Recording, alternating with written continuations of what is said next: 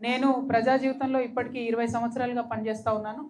ప్రజా జీవితంలో దగ్గరగా ప్రజలకు దగ్గరగా ఉన్నటువంటి మాకు గ్రౌండ్లో ఎంత పెద్ద ఎత్తున పనిచేస్తే, ఎంత పెద్ద ఎత్తున ప్రజల దగ్గరికి వెళ్తే అంత మంచిగా దాన్ని పరిష్కరించేటటువంటి ధైర్యం, ఒక క్లారిటీ వస్తుందనేటటువంటి ఉద్దేశంతోనే ప్రజల వద్దకు వస్తూ ఉన్నాం. మరి ఇందులో భాగంగా నిన్న ఆదిలాబాద్లో ఎంటర్ అవడమే కాటన్ మార్కెట్కి పోయినాం.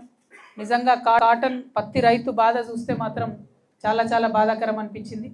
ఆదిలాబాద్ జిల్లాలో ఉన్న అందరు ప్రజాప్రతినిధులకు తెలుసు ఈ సీజన్లో పత్తి వస్తుంది, పత్తి కొనుగోలుకి ఇబ్బంది అవుతుందని తెలుసు. ఒక పక్క మొంతా తుఫాన్ వచ్చిందని తెలుసు. ఆ తుఫాన్ వస్తే తేమ శాతం పెరుగుతుందని కూడా తెలుసు.